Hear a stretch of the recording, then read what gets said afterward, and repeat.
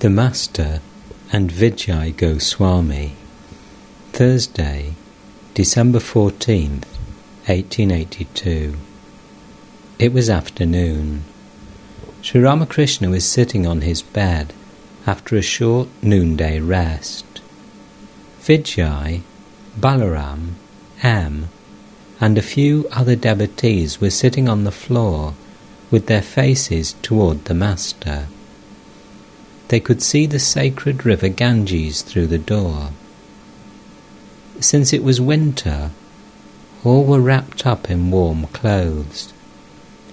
Vijay had been suffering from colic and had brought some medicine with him. Vijay was a paid preacher in the Sadharan Brahmo Samaj, but there were many things about which he could not agree with the Samaj authorities. He came from a very noble family of Bengal, noted for its piety and other spiritual qualities. Advaita Goswami, one of his remote ancestors, had been an intimate companion of Sri Chaitanya. Thus, the blood of a great lover of God flowed in Vijay's veins.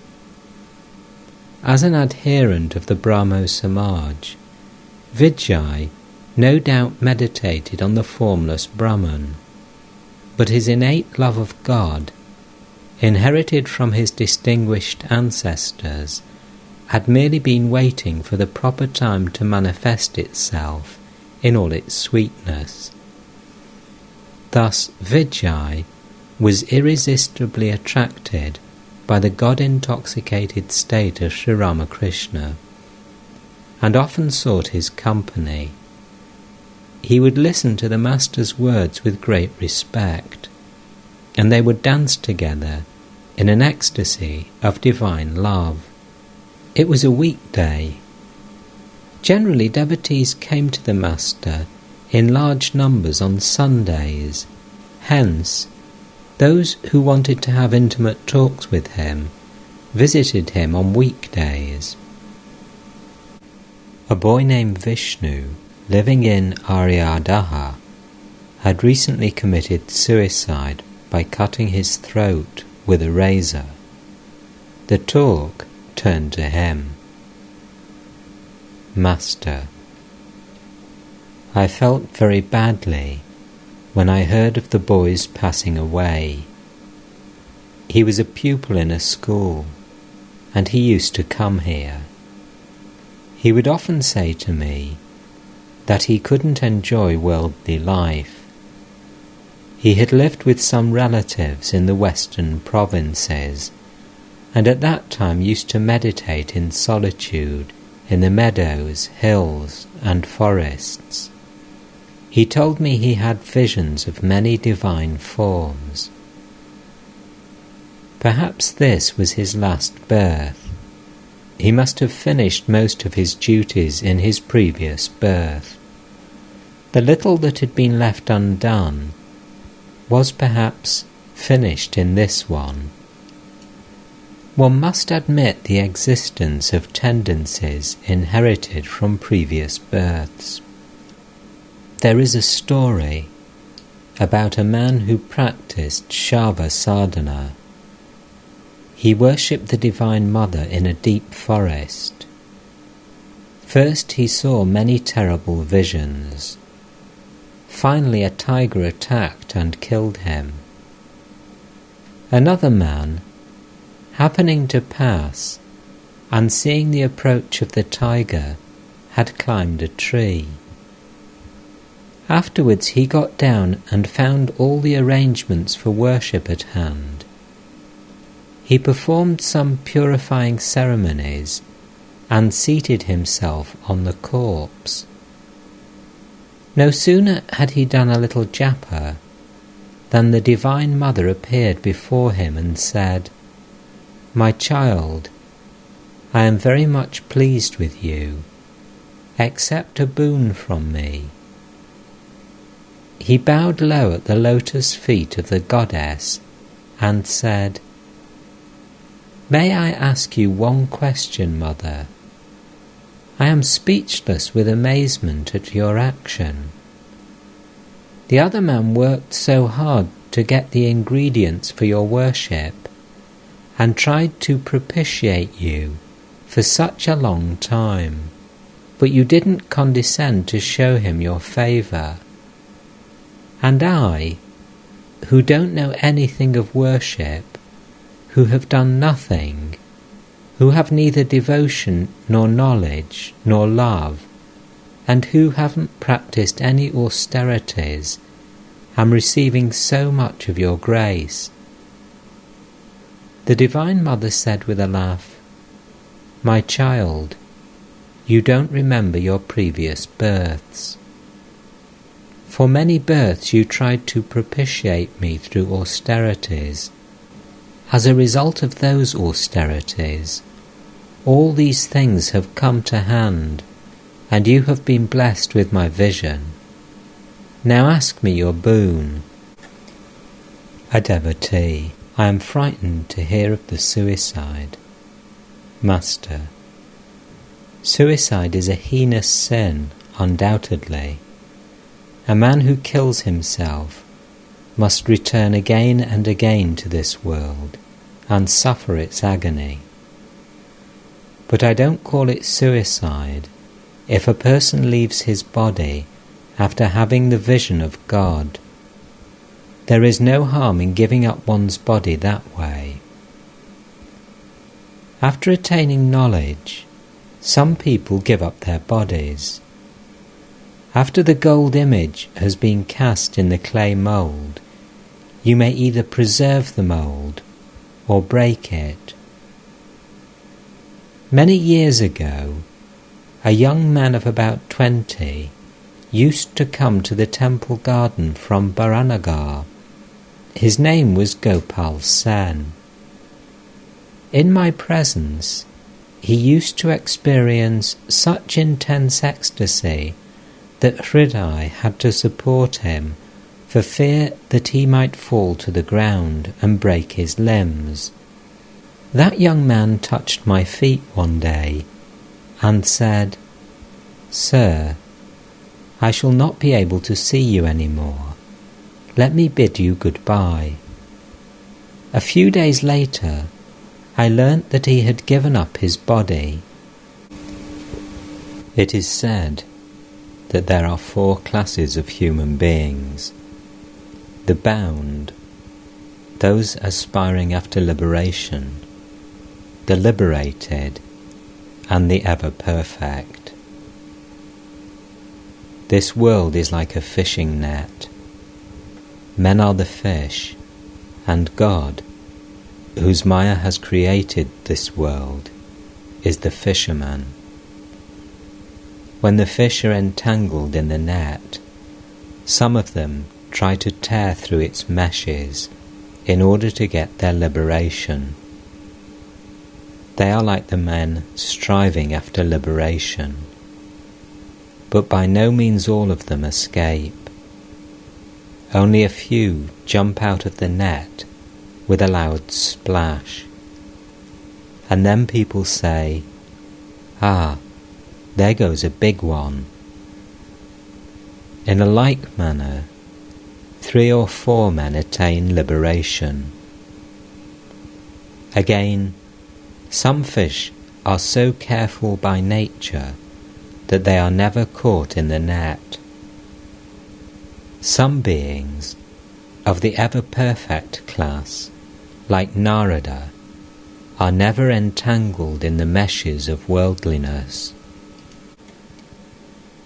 Most of the fish are trapped, but they are not conscious of the net and of their imminent death. No sooner are they entangled than they run headlong, net and all, trying to hide themselves in the mud. They don't make the least effort to get free. On the contrary, they go deeper and deeper into the mud. These fish are like the bound men. They are still inside the net, but they think they are quite safe there. A bound creature is immersed in worldliness, in woman and gold, having gone deep into the mire of degradation. But still he believes he is quite happy and secure. The liberated and the seekers after liberation look on the world as a deep well. They do not enjoy it. Therefore, after the attainment of knowledge, the realization of God, some give up their bodies, but such a thing is rare indeed. The bound creatures, entangled in worldliness, will not come to their senses at all. They suffer so much misery and agony, they face so many dangers, and yet they will not wake up. The camel loves to eat thorny bushes. The more it eats the thorns, the more the blood gushes from its mouth. Still it must eat thorny plants, and will never give them up. The man of worldly nature suffers so much sorrow and affliction, but he forgets it all in a few days, and begins his old life over again. Suppose a man has lost his wife, or she has turned unfaithful. Lo, he marries again. Or take the instance of a mother. Her son dies, and she suffers bitter grief. But after a few days, she forgets all about it. The mother, so overwhelmed with sorrow a few days before, now attends to her toilet and puts on her jewellery. A father becomes bankrupt through the marriage of his daughters, yet he goes on having children year after year. People are ruined by litigation, yet they go to court all the same. There are men who cannot feed the children they have, who cannot clothe them or provide decent shelter for them, yet they have more children every year. Again, the worldly man is like a snake trying to swallow a mole. The snake can neither swallow the mole nor give it up. The bound soul may have realized that there is no substance to the world, that the world is like a hog plum, only stone and skin. But still he cannot give it up and turn his mind to God. I once met a relative of Keshab Sen, 50 years old. He was playing cards, as if the time had not yet come for him to think of God. There is another characteristic of the bound soul.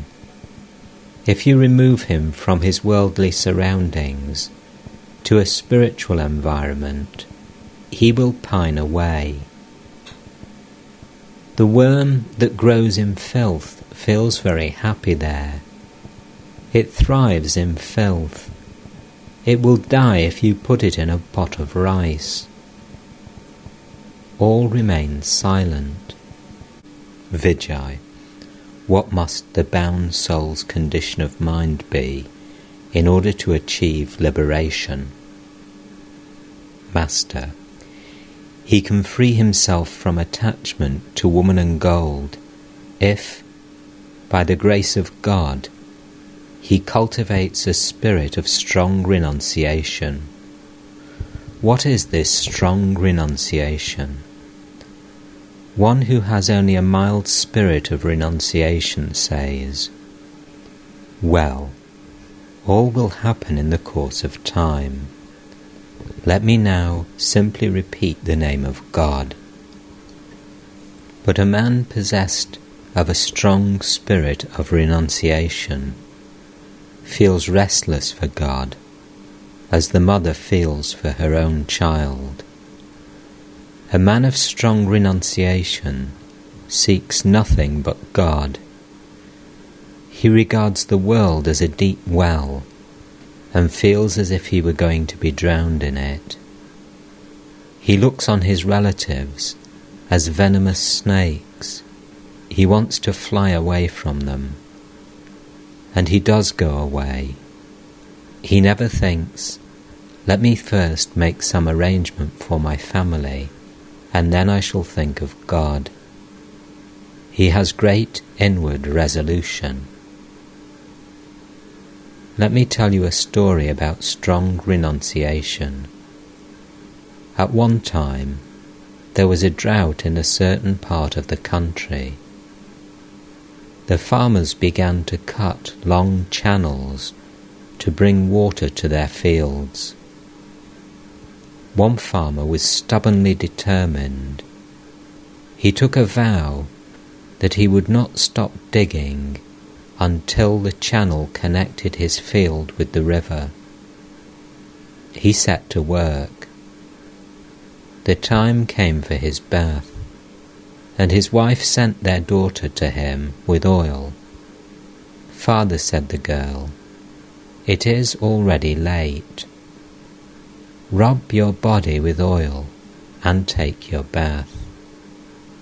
"Go away," thundered the farmer. "I have too much to do now." It was past midday, and the farmer was still at his work in his field. It was past midday, and the farmer was still at work in his field. He didn't even think of his bath. Then his wife came and said, "Why haven't you taken your bath? The food is getting cold. You overdo everything. You can finish the rest tomorrow, or even today after dinner." The farmer scolded her furiously and ran at her, spade in hand, crying, "What? Have you no sense? There's no rain. The crops are dying. What will the children eat? You'll all starve to death. I have taken a vow not to think of bath and food today before I bring water to my field." The wife saw his state of mind and ran away in fear. Through a whole day's back-breaking labour, the farmer managed by evening to connect his field with the river. Then he sat down and watched the water flowing into his field with a murmuring sound. His mind was filled with peace and joy. He went home, called his wife and said to her, "Now give me some oil and prepare me a smoke." With a serene mind he finished his bath and meal and retired to bed, where he snored to his heart's content.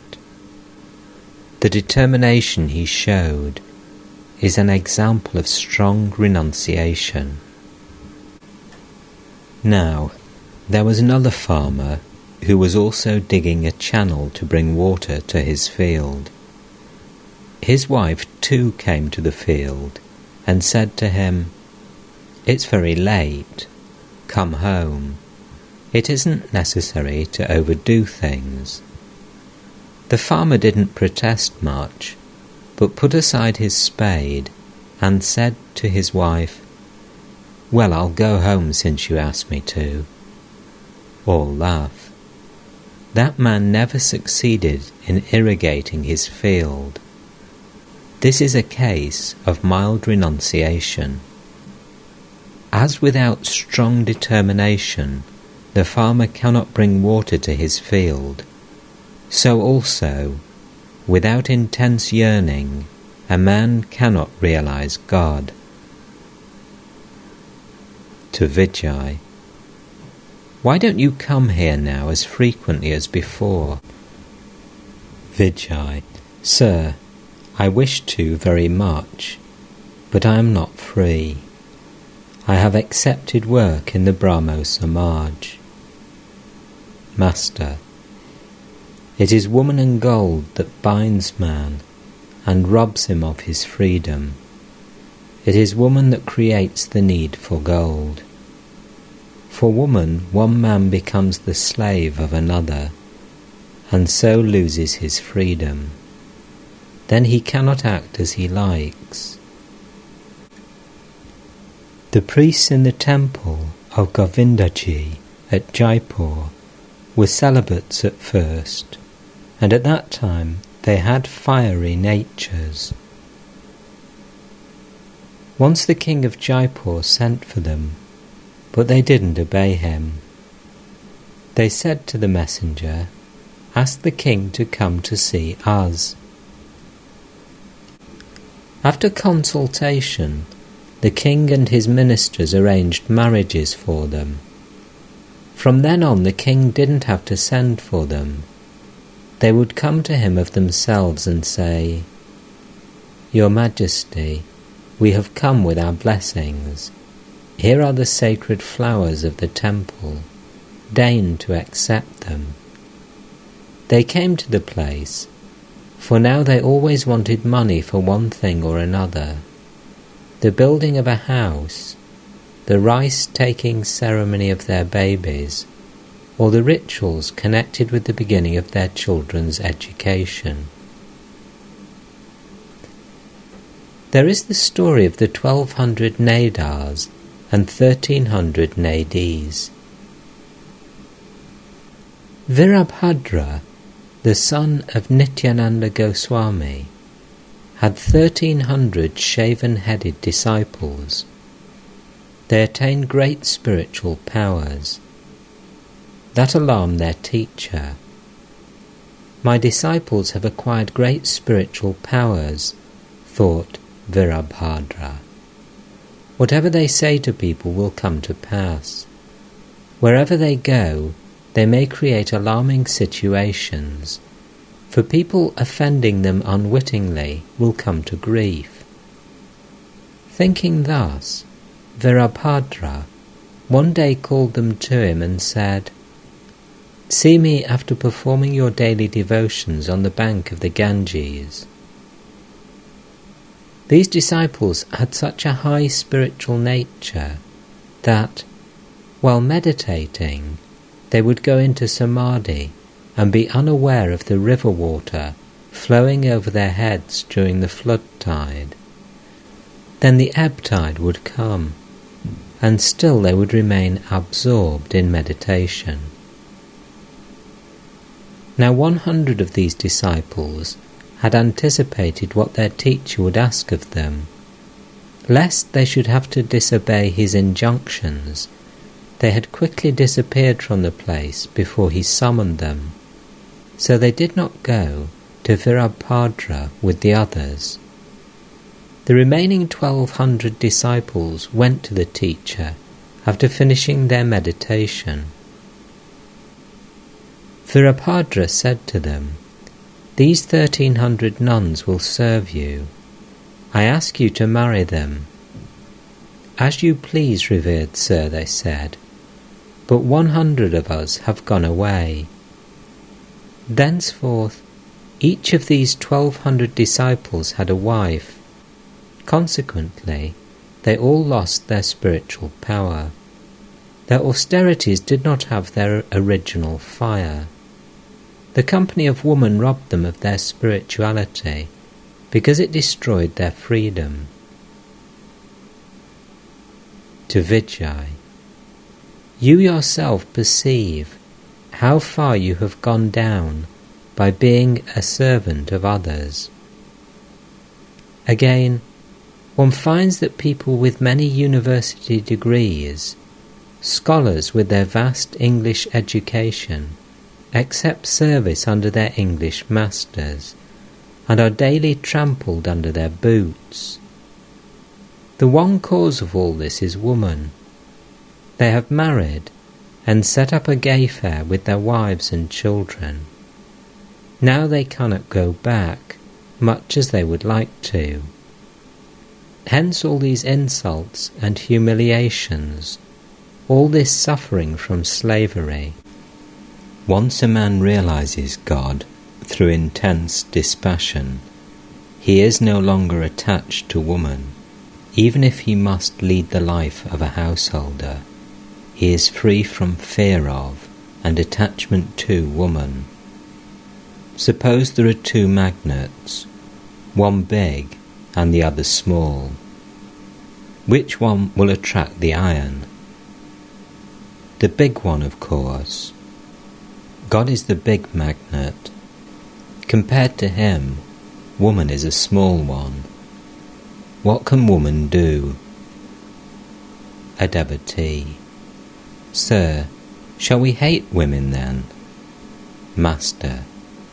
He who has realized God does not look upon a woman with the eye of lust, so he is not afraid of her. He perceives clearly that women are but so many aspects of the Divine Mother. He worships them all as the Mother herself. To Vijay. Come here now and then. I like to see you very much. Vijay. I have to do my various duties in the Brahmo Samaj. That is why I can't always come here, but I shall visit you whenever I find it possible. Master to Vijay. The task of a religious teacher is indeed difficult. One cannot teach men without a direct command from God. People won't listen to you if you teach without such authority. Such teaching has no force behind it. One must, first of all, attain God through spiritual discipline or some other means. Thus armed with authority from God, one can deliver lectures. After receiving the command from God, one can be a teacher and give lectures anywhere. He who receives authority from God also receives power from him. Only then can he perform the difficult task of a teacher. An insignificant tenant was once engaged in a lawsuit with a big landlord. People realized that there was a powerful man behind the tenant. Perhaps another big landlord was directing the case from behind. Man is an insignificant creature. He cannot fulfill the difficult task of a teacher without receiving power direct from God. Vijay. Don't the teachings of the Brahmo Samaj bring men salvation? Master. How is it ever possible for one man to liberate another from the bondage of the world? God alone, the creator of this world-bewitching Maya, can save men from Maya. There is no other refuge but that great teacher, Satchitananda. How is it ever possible for men who have not realized God or received his command, and who are not strengthened with divine strength, to save others from the prison house of the world? One day, as I was passing the Panchavati, on my way to the pine grove, I heard a bullfrog croaking. I thought it must have been seized by a snake. After some time, as I was coming back, I could still hear its terrified croaking. I looked to see what was the matter, and found that a water snake had seized it. The snake could neither swallow it nor give it up, so there was no end to the frog's suffering. I thought that had it been seized by a cobra, it would have been silenced after 3 croaks at the most. As it was only a water snake, both of them had to go through this agony. A man's ego is destroyed after 3 croaks, as it were, if he gets into the clutches of a real teacher. But if the teacher is an unripe one, then both the teacher and the disciple undergo endless suffering.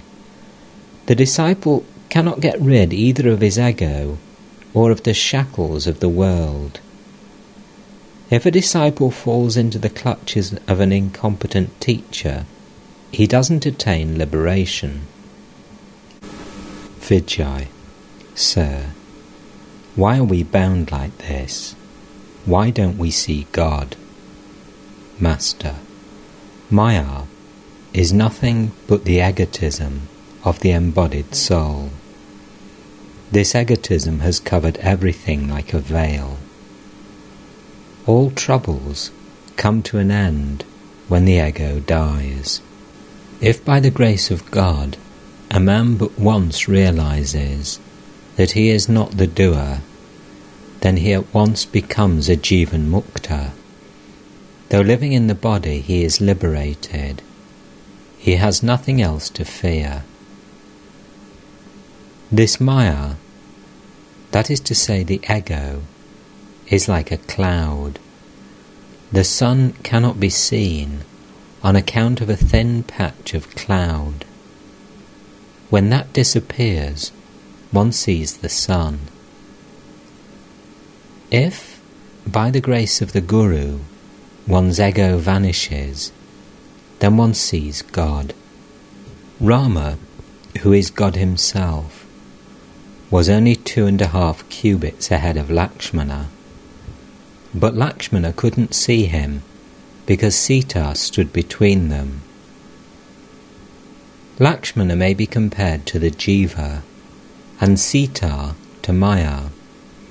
Man cannot see God on account of the barrier of Maya. Just look, I am creating a barrier in front of my face with this towel. Now you can't see me, even though I am so near. Likewise, God is the nearest of all, but we cannot see him on account of this covering of Maya. The Jiva is nothing but the embodiment of Sat Chit Ananda. But since Maya, or ego, has created various upadhis, he has forgotten his real self. Each upadhi changes man's nature. If he wears a fine black-bordered cloth, you will at once find him humming Nidhu Babu's love songs. Then playing cards and a walking stick follow. If even a sickly man puts on high boots, he begins to whistle and climbs the stairs like an Englishman, jumping from one step to another. If a man but holds a pen in his hand, he scribbles on any paper he can get hold of. Such is the power of the pen.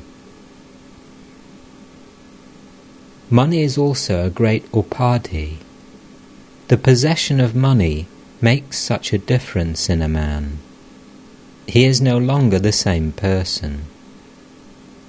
A Brahmin used to frequent the temple garden. Outwardly, he was very modest. One day, I went to Konagar with Hriday. No sooner did we get off the boat than we noticed the Brahmin seated on the bank of the Ganges.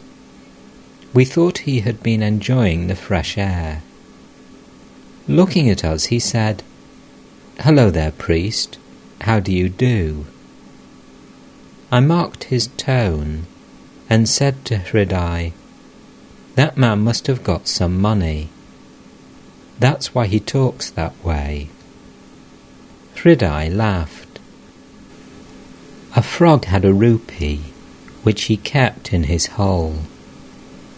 One day an elephant was going over the hole, and the frog, coming out in a fit of anger, raised his foot as if to kick the elephant, and said, "How dare you walk over my head?" Such is the pride that money begets. One can get rid of the ego after the attainment of knowledge. On attaining knowledge, one goes into samadhi and the ego disappears. But it is very difficult to obtain such knowledge. It is said in the Vedas that a man experiences samadhi when his mind ascends to the seventh plane. The ego can disappear only when one goes into samadhi. Where does the mind of a man ordinarily dwell? In the first three planes. These are at the organs of evacuation and generation, and at the navel. Then the mind is immersed only in worldliness, attached to woman and gold. A man sees the light of God when his mind dwells in the plane of the heart. He sees the light and exclaims, "Ah, what is this? What is this?" The next plane is at the throat. When the mind dwells there, he likes to hear and talk only of God. When the mind ascends to the next plane, in the forehead, between the eyebrows, he sees the form of Satchidananda and desires to touch and embrace it, but he is unable to do so. It is like the light in a lantern, which you can see, but cannot touch. You feel as if you were touching the light, but in reality you are not. When the mind reaches the seventh plane, then the ego vanishes completely, and the man goes into samadhi. Vijay, what does a man see when he attains the knowledge of Brahman after reaching the seventh plane? Master, what happens when the mind reaches the seventh plane cannot be described.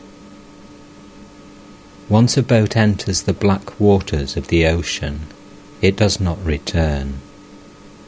Nobody knows what happens to the boat after that. Therefore, the boat cannot give us any information about the ocean. Once a salt doll went to measure the depth of the ocean. No sooner did it enter the water than it melted. Now who could tell how deep the ocean was? That which could have told about its depth had melted. Reaching the seventh plane, the mind is annihilated. Man goes into samadhi. What he feels then cannot be described in words. The eye that makes one a worldly person and attaches one to woman and gold is the wicked eye. The intervention of this ego creates the difference between Jiva and Atman. Water appears to be divided into two parts if one puts a stick across it, but in reality there is only one water. It appears as two on account of the stick. This eye is the stick. Remove the stick, and there remains only one water as before. Now what is this wicked eye? It is the ego that says, "What? Don't they know me? I have so much money. Who is wealthier than I?" If a thief robs such a man of only 10 rupees, first of all, he wrings the money out of the thief. Then he gives him a good beating. But the matter doesn't end there. The thief is handed over to the police and is eventually sent to jail. The wicked eye says, "What? Doesn't the rogue know whom he has robbed? To steal my 10 rupees, How dare he? Vijay. If, without destroying the I, a man cannot get rid of attachment to the world, and consequently cannot experience samadhi, then it would be wise for him to follow the path of Brahma Jnana to attain samadhi. If the I persists in the path of devotion, then one should rather choose the path of knowledge. Master. It is true that one or two can get rid of the I through samadhi, but these cases are very rare. You may indulge in thousands of reasonings, but still the I comes back. You may cut the peepal tree to the very root today, but you will notice a sprout springing up tomorrow. Therefore, if the I must remain, let the rascal remain as the servant I. As long as you live, you should say, O God, Thou art the Master, and I am Thy servant. The I that feels, I am the servant of God, I am His devotee, does not injure one. Sweet things cause acidity of the stomach, no doubt, but sugar candy is an exception. The path of knowledge is very difficult. One cannot obtain knowledge unless one gets rid of the feeling that one is the body. In the Kali Yuga, the life of man is centered on food. He cannot get rid of the feeling that he is the body and the ego. Therefore the path of devotion is prescribed for this cycle. This is an easy path. You will attain God if you sing His name and glories, and pray to Him with a longing heart. There is not the least doubt about it. Suppose you draw a line on the surface of water with a bamboo stick. The water appears to be divided into two parts, but the line doesn't remain for any length of time. The servant I, or the devotee I, or the child I, is only a line drawn with the ego, and is not real. Vijay to the Master. Sir, you ask us to renounce the wicked I. Is there any harm in the servant I? Master, the servant I, that is the feeling, I am the servant of God, I am the devotee of God, does not injure one. On the contrary, it helps one to realize God. Vijay. Well, sir, what becomes of the lust, anger, and other passions of one who keeps the servant I? Master, if a man truly feels like that, then he has only the semblance of lust, anger, and the like. If after attaining God, he looks on himself as the servant or the devotee of God, then he cannot injure anyone. By touching the philosopher's stone, a sword is turned into gold. It keeps the appearance of a sword, but cannot injure. When the dry branch of a coconut palm drops to the ground, it leaves only a mark on the trunk, indicating that once there was a branch at that place. In like manner, he who has attained God keeps only an appearance of ego. There remains in him only a semblance of anger and lust. He becomes like a child. A child has no attachment to the three gunas, sattva, rajas, and tamas. He becomes as quickly detached from a thing as he becomes attached to it. You can cajole him out of a cloth worth 5 rupees, with a doll worth an anna. Though at first he may say with great determination, "No, I won't give it to you. My daddy bought it for me." Again, all persons are the same to a child. He has no feeling of high and low in regard to persons, so he doesn't discriminate about caste. If his mother tells him that a particular man should be regarded as an elder brother, the child will eat from the same plate with him, though the man may belong to the low caste of a blacksmith. The child doesn't know hate, or what is holy or unholy. Even after attaining samadhi, some retain the servant ego or the devotee ego. The bhakta keeps this I consciousness. He says, "O God, Thou art the Master, and I am Thy servant. Thou art the Lord, and I am Thy devotee."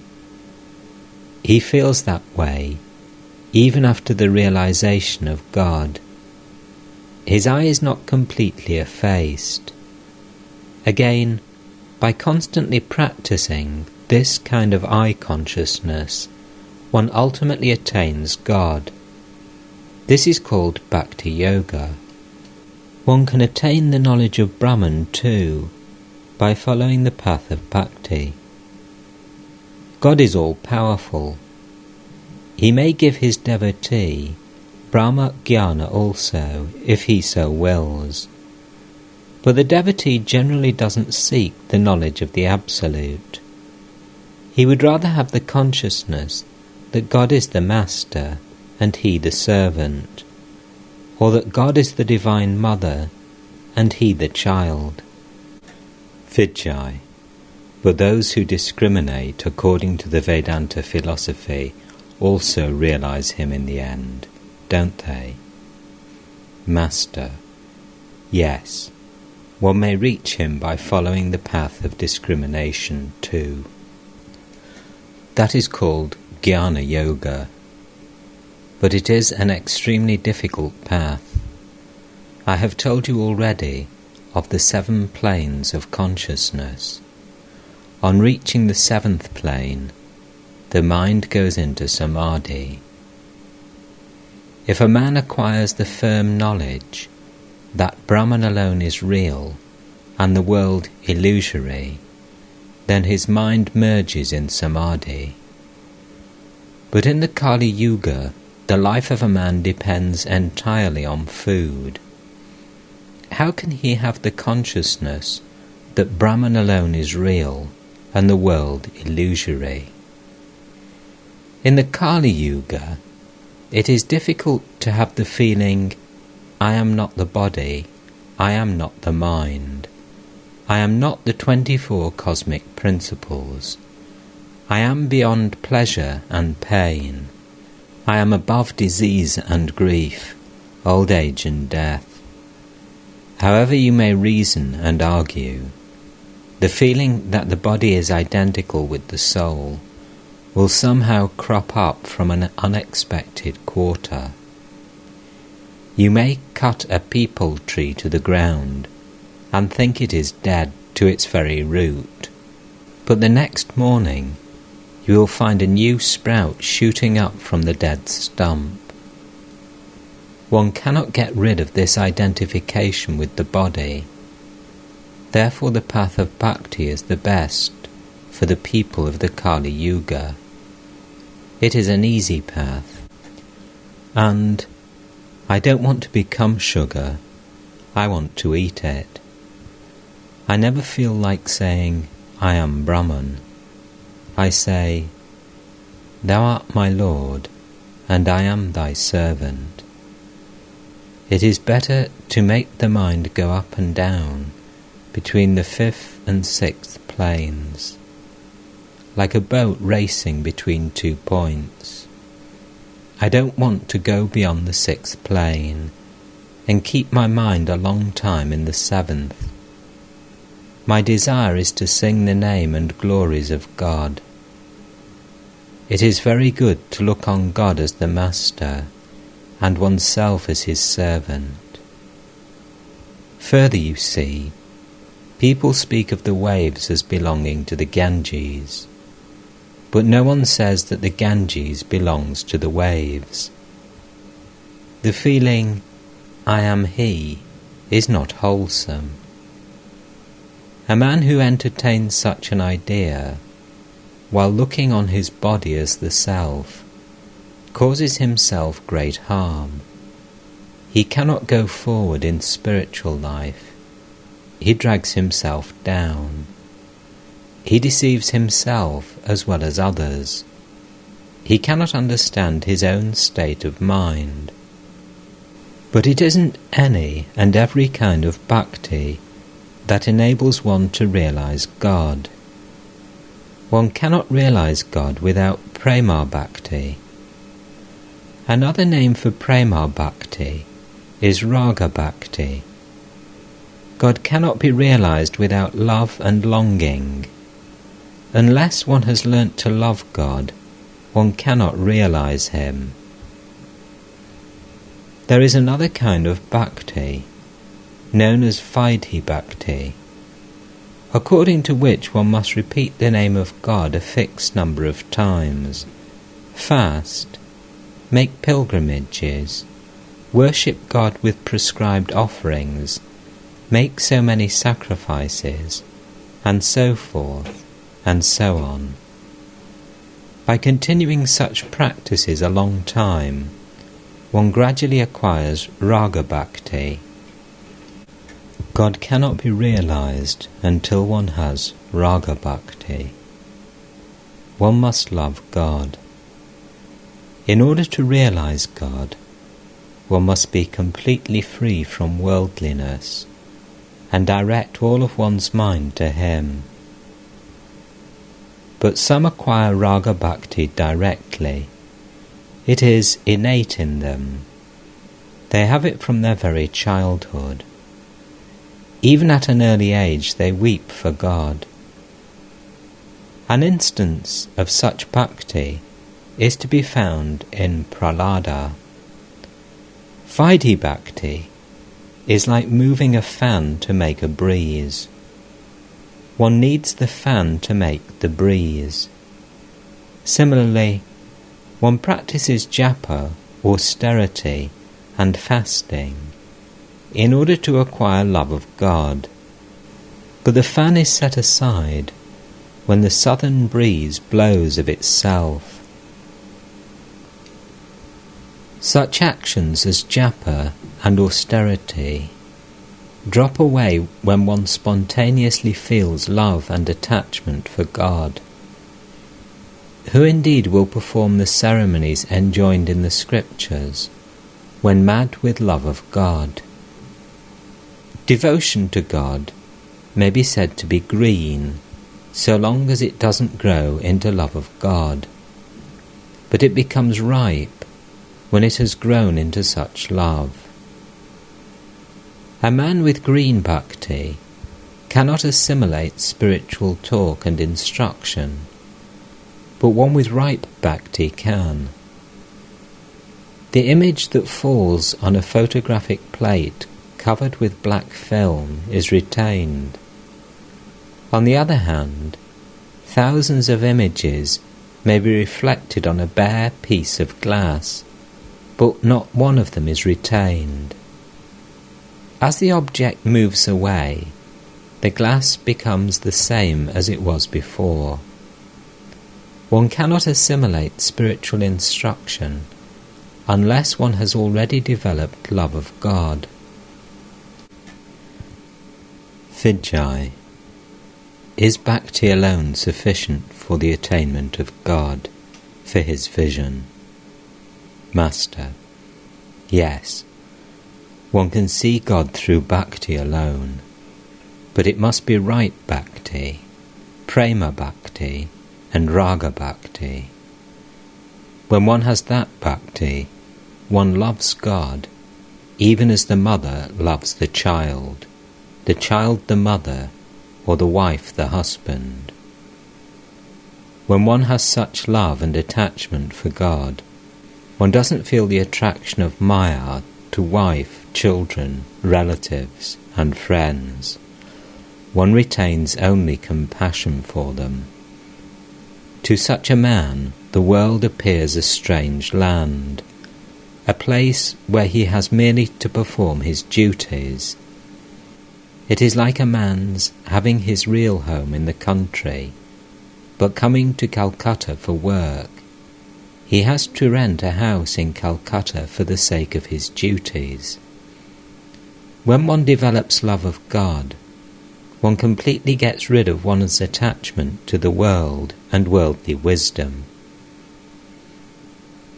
One cannot see God if one has even the slightest trace of worldliness. Matchsticks, if damp, won't strike fire, though you rub 1,000 of them against the matchbox. You only waste a heap of sticks. The mind soaked in worldliness is such a damp matchstick.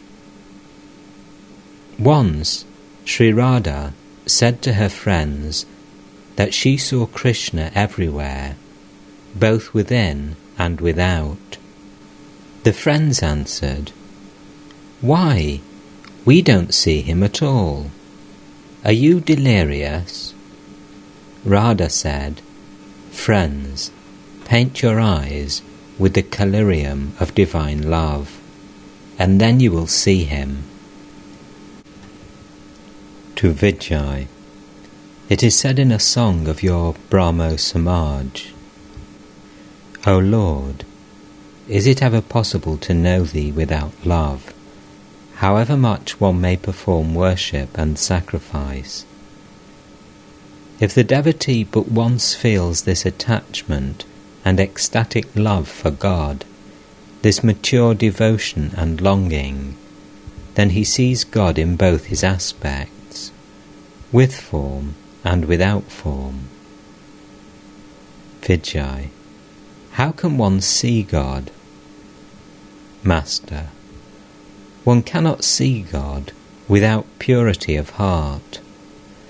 Through attachment to woman and gold, the mind has become stained, covered with dirt as it were. A magnet cannot attract a needle if the needle is covered with mud. Wash away the mud and the magnet will draw it. Likewise, the dirt of the mind can be washed away with the tears of our eyes.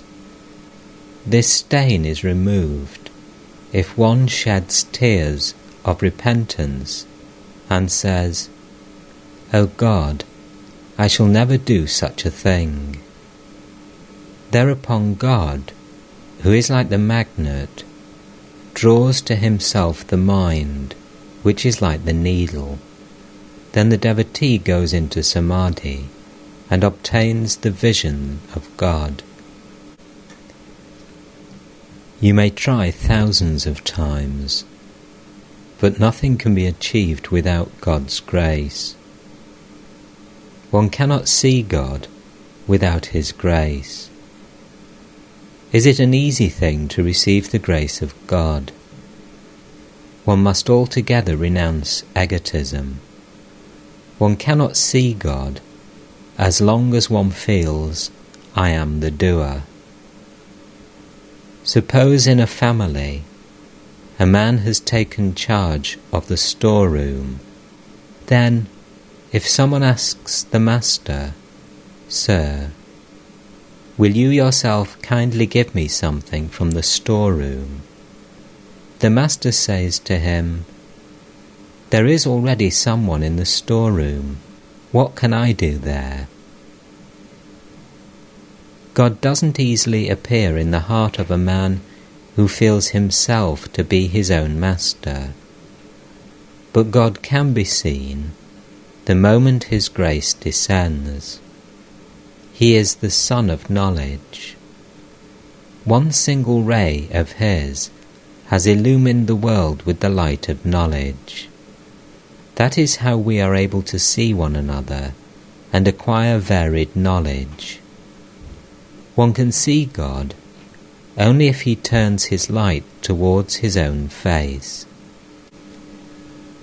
The police sergeant goes his rounds in the dark of night with a lantern in his hand. No one sees his face, but with the help of that light, the sergeant sees everybody's face, and others too can see one another. If you want to see the sergeant, however, you must pray to him, "Sir, please turn the light on your own face. Let me see you." In the same way one must pray to God, "O Lord, be gracious and turn the light of knowledge on thyself, that I may see thy face." A house without light indicates poverty. So one must light the lamp of knowledge in one's heart. As it is said in a song, "Lighting the lamp of knowledge in the chamber of your heart, behold the face of the Mother, Brahman's embodiment." As Vijay had brought medicine with him, the master asked a devotee to give him some water. He was indeed a fountain of infinite compassion. He had arranged for Vijay's boat fare, since the latter was too poor to pay it. Vijay, Balaram, M, and the other devotees left for Calcutta in a country boat. Monday, January the 1st, 1883. At 8 o'clock in the morning, Sri Ramakrishna was seated on a mat spread on the floor of his room at Dakshineshwar. Since it was a cold day, he had wrapped his body in a moleskin shawl. Ramakrishna and M were seated in front of him. Rakal too was in the room. Ramakrishna was a high government official and lived in Calcutta. Since he had no offspring by his first wife, with her permission he had married a second time. By the second wife he had a son. Because he was rather stout, the master addressed him now and then as the fat Brahmin. He had great respect for Sri Ramakrishna.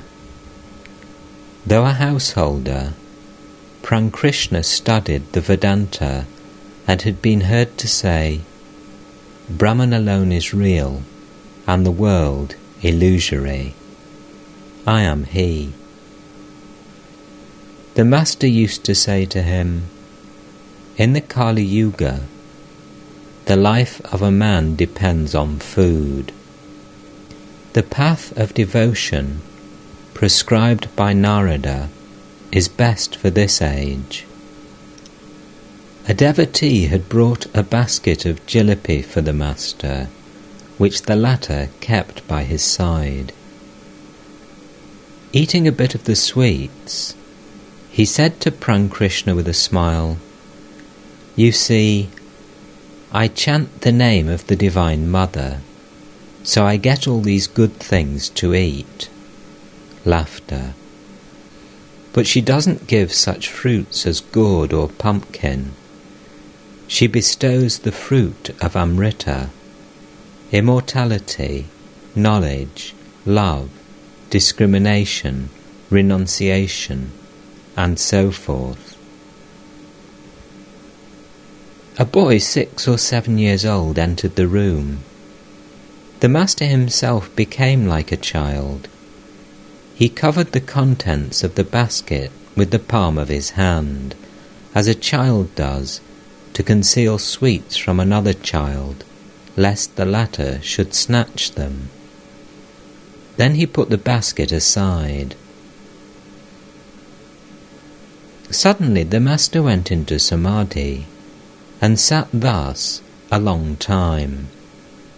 His body was transfixed, his eyes wide open and unwinking, his breathing hardly perceptible. After a long time, he drew a deep breath, indicating his return to the world of sense. Master to Ramakrishna: My Divine Mother is not only formless, she has forms as well. One can see her forms. One can behold her incomparable beauty through feeling and love. The Mother reveals herself to her devotees in different forms. I saw her yesterday. She was clad in a seamless, ochre-coloured garment, and she talked with me. She came to me another day as a Mussulman girl, 6 or 7 years old.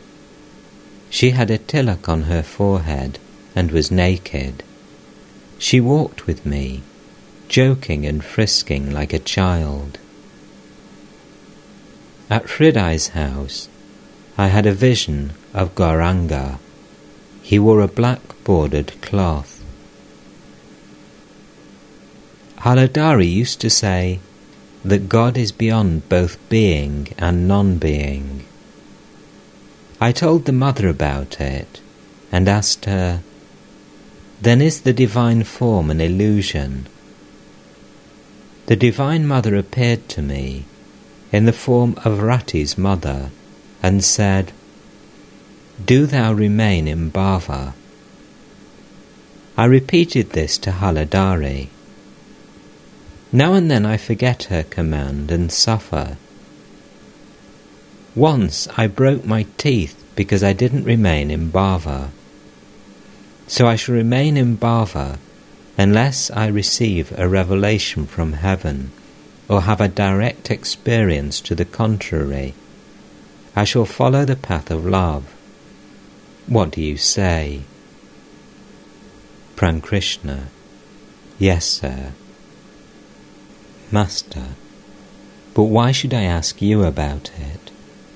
There is someone within me who does all these things through me. At times, I used to remain in a mood of godhood and would enjoy no peace of mind unless I were being worshipped.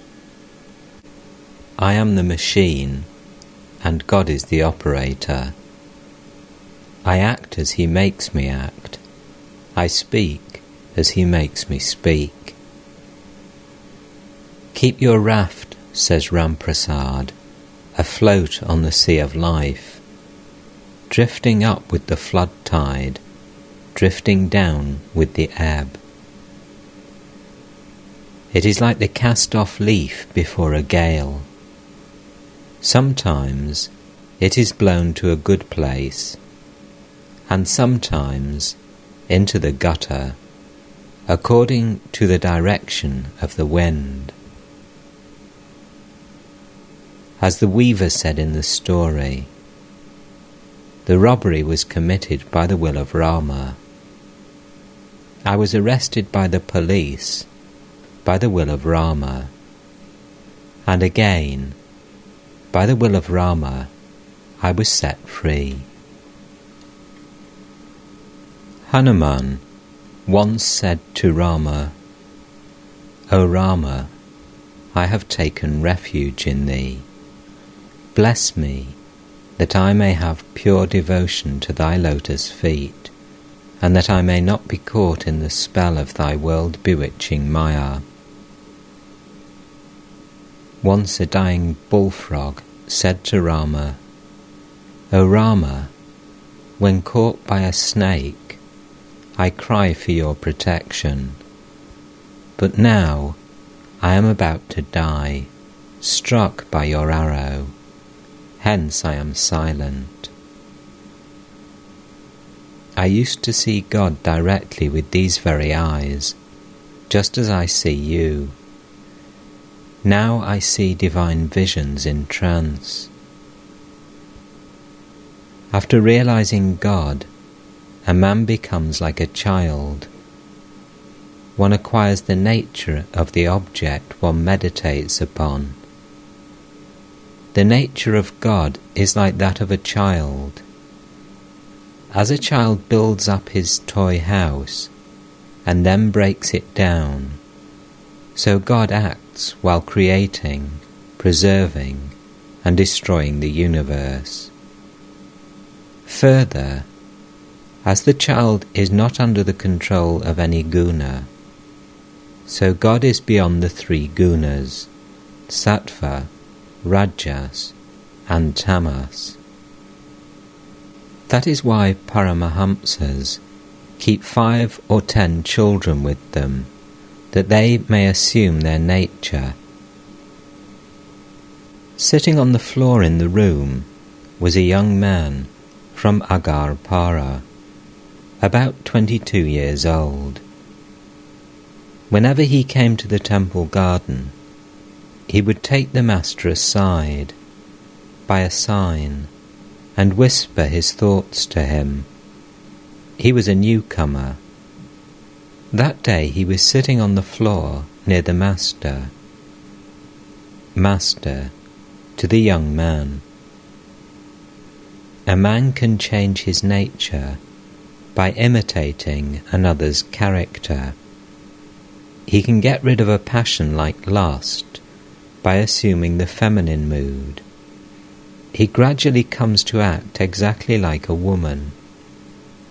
I have noticed that men who take female parts in the theatre, speak like women, or brush their teeth like women while bathing, come again on a Tuesday or Saturday. To Ramakrishna, Brahman and Shakti are inseparable. Unless you accept Shakti, you will find the whole universe unreal. I, you, house, buildings, and family. The world stands solid because the primordial energy stands behind it.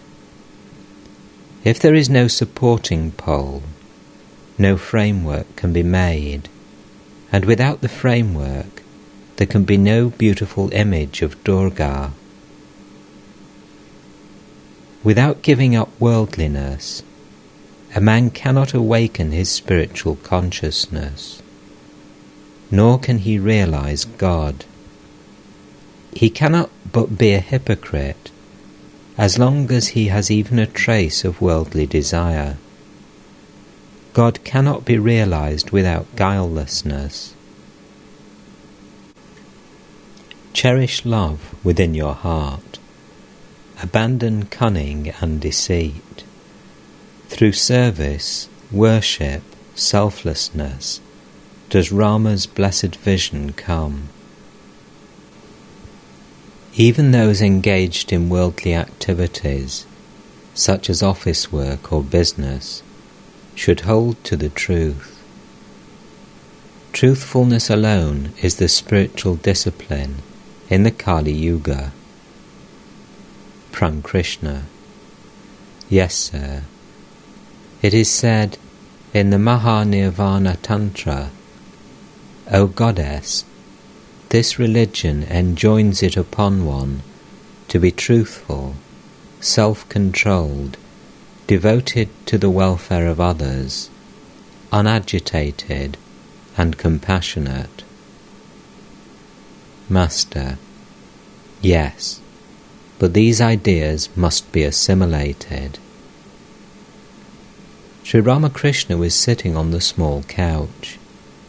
He was in an ecstatic mood and looked at Rakhal. Suddenly, he was filled with the tender feeling of parental love toward his young disciple and spiritual child.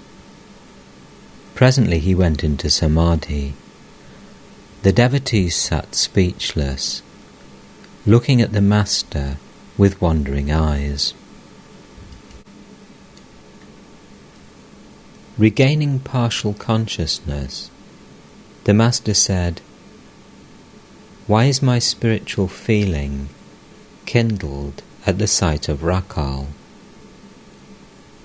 The more you advance toward God, the less you will see of His glories and grandeur. The aspirant at first has a vision of the Goddess with 10 arms.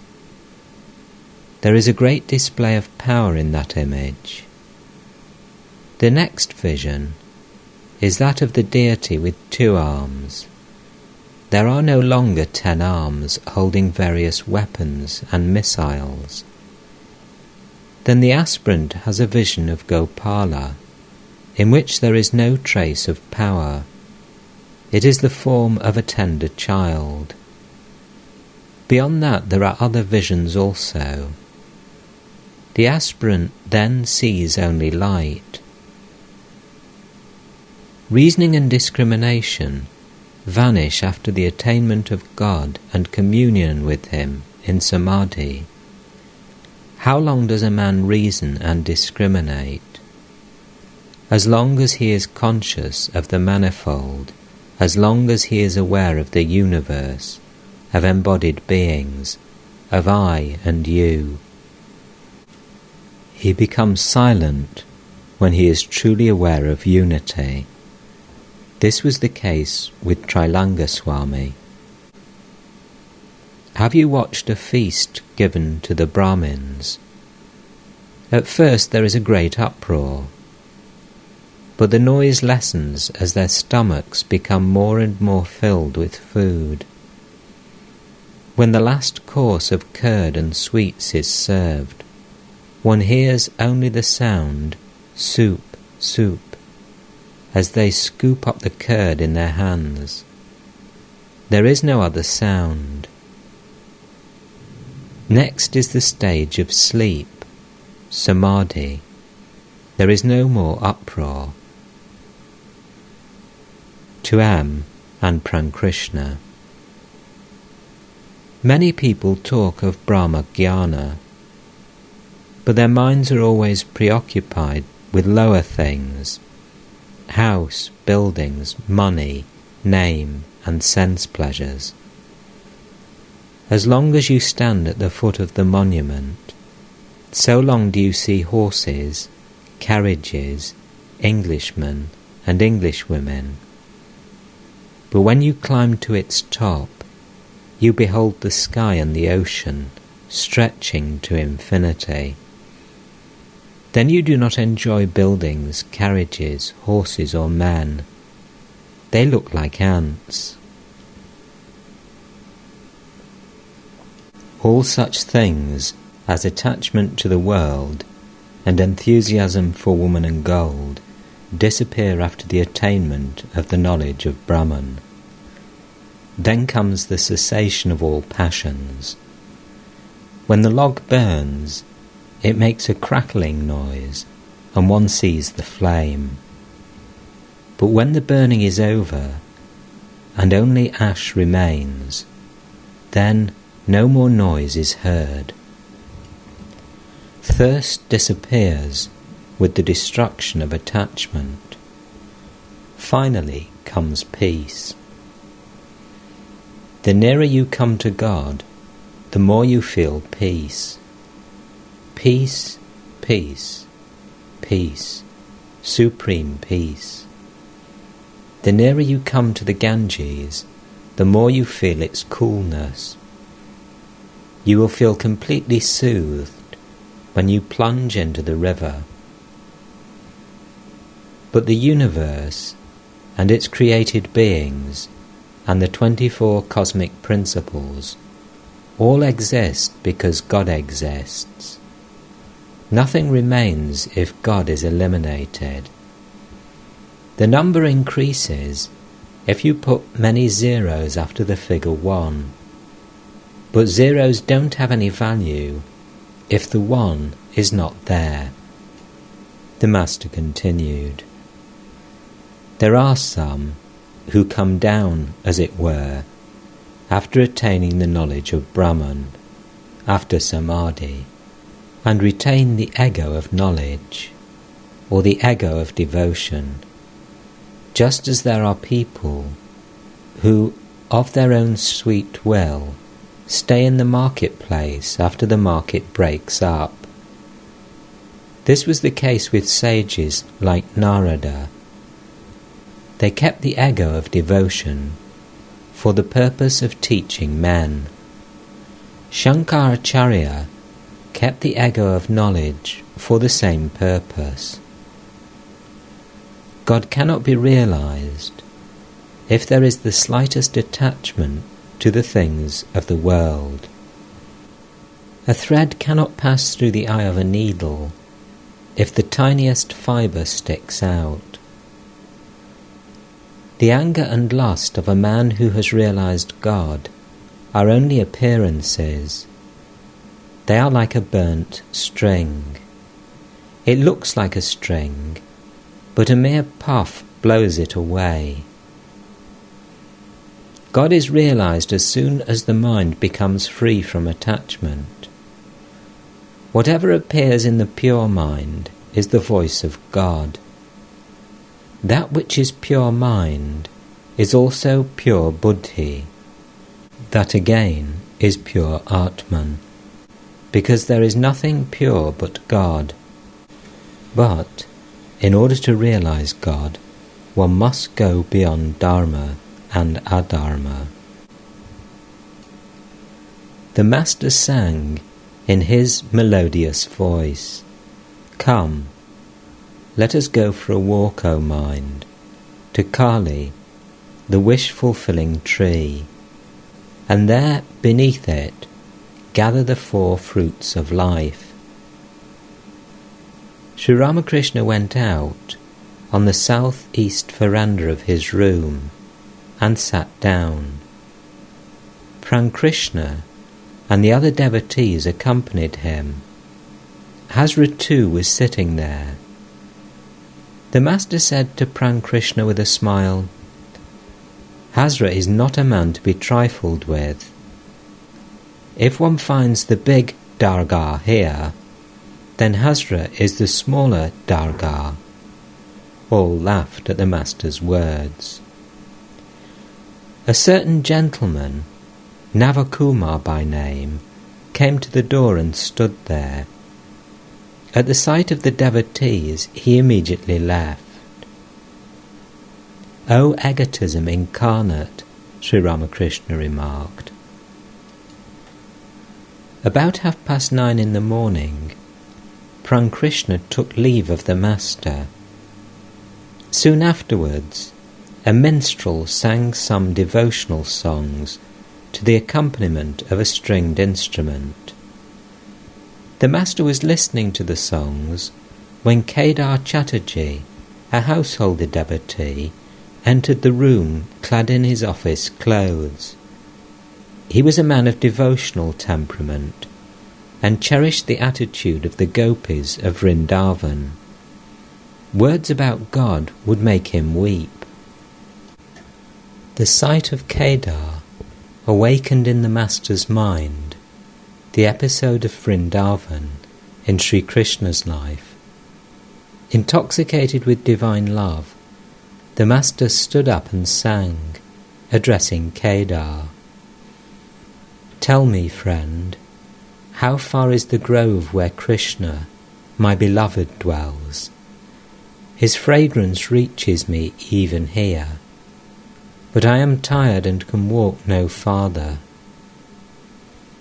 Sri Ramakrishna assumed the attitude of Sri Radha to Krishna and went into deep samadhi while singing the song.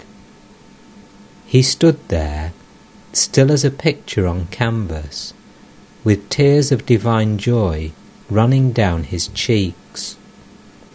Kedar knelt before the Master. Touching his feet, he chanted a hymn.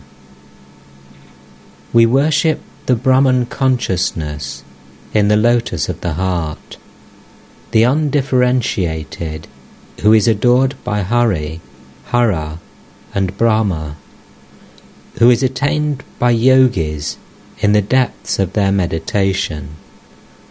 the scatterer of the fear of birth and death, the essence of knowledge and truth, the primal seed of the world. After a time the Master regained consciousness of the relative world. Soon Kedar took his leave and returned to his office in Calcutta. At midday, Ramlal brought the Master a plate of food that had been offered in the Kali temple. Like a child, he ate a little of everything. Later in the afternoon, several Marwari devotees entered the Master's room, where Rakal and M also were seated. A Marwari devotee: "Sir, what is the way?" Master: "There are two ways. One is the path of discrimination. The other is that of love. Discrimination means to know the distinction between the real and the unreal. God alone is the real and permanent substance. All else is illusory and impermanent. The magician alone is real. His magic is illusory. This is discrimination. Discrimination and renunciation. Discrimination means to know the distinction between the real and the unreal. Renunciation means to have dispassion for the things of the world. One cannot acquire them all of a sudden. They must be practiced every day. One should renounce woman and gold mentally at first. Then, by the will of God, one can renounce it both mentally and outwardly. It is impossible to ask the people of Calcutta to renounce all for the sake of God. One has to tell them to renounce mentally. Through the discipline of constant practice, one is able to give up attachment to woman and gold. That is what the Gita says. By practice, one acquires uncommon power of mind. Then one doesn't find it difficult to subdue the sense organs and to bring anger, lust and the like under control. Such a man behaves like a tortoise, which once it has tucked in its limbs, never puts them out. You cannot make the tortoise put its limbs out again, though you chop it to pieces with an axe. Marwari devotee: Revered Sir, you just mentioned two paths. What is the other path? Master: the path of bhakti, or zealous love of God.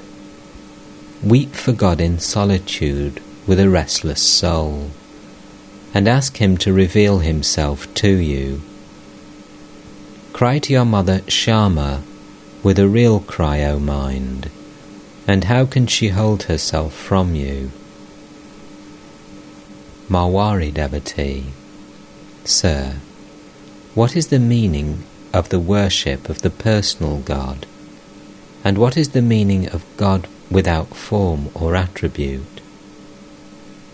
Master: as you recall your father by his photograph, so likewise the worship of the image reveals in a flash the nature of reality. Do you know what God with form is like? Like bubbles rising on an expanse of water, various divine forms are seen to rise out of the great akasha of consciousness. The incarnation of God is one of these forms. The primal energy sports, as it were, through the activities of a divine incarnation. What is there in mere scholarship? God can be attained, by crying to him with a longing heart. There is no need to know many things. He who is an acharya has to know different things. One needs a sword and shield to kill others, but to kill oneself, a needle or a nail knife suffices. One ultimately discovers God by trying to know who this I is. Is this I the flesh, the bones, the blood, or the marrow? Is it the mind or the buddhi? Analyzing thus, you realize at last that you are none of these. This is called the process of neti neti. Not this, not this.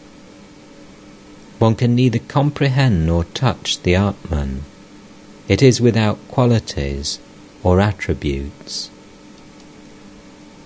But according to the path of devotion, God has attributes. To a devotee, Krishna is spirit. His abode is spirit, and everything about him is spirit. The Mawari devotees saluted the Master and took their leave. At the approach of evening, Sri Ramakrishna went out to look at the sacred river. The lamp was lighted in his room. The Master chanted the hallowed name of the Divine Mother and meditated on her. Then the evening worship began in the various temples. The sound of gongs, floating on the air, mingled with the murmuring voice of the river. Peace and blessedness reigned everywhere.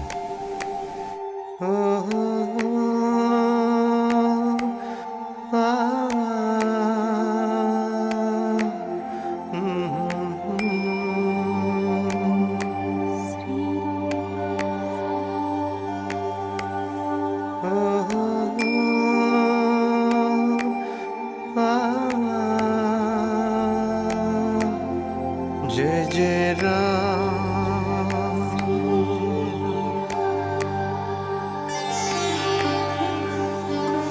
Jai Ramakrishna, Jai Jai Ram, Jai Ramakrishna, Jai Jai Ram, Jai Hare Rama, Jai Jai Ram, Jai Hare Krishna, Jai Krishna.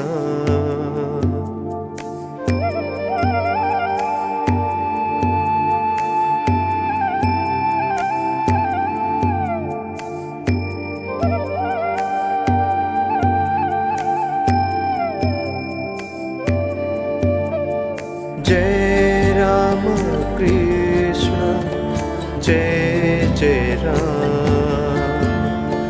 Jai Ramakrishna, Jai Jai Ram, Jai Ramakrishna,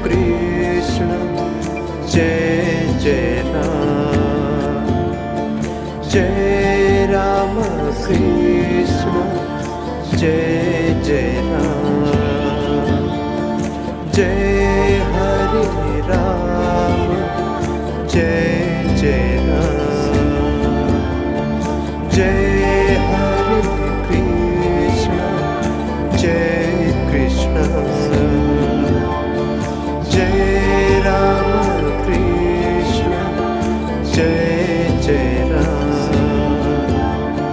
Jai Jai Ram, Jai Jai Ram. Jai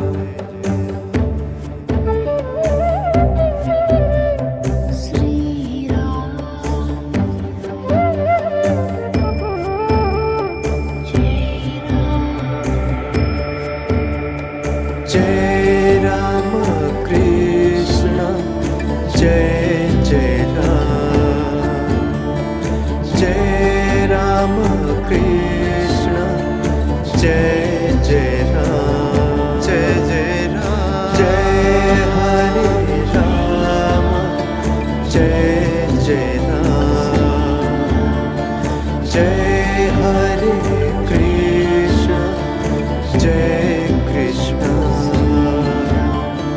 Jai Ramakrishna, Jai Jai Ram,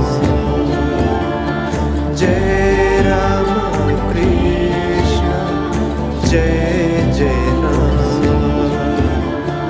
Jai Hare Rama, Jai Jai Ram, Jai Hare Krishna, Jai Krishna.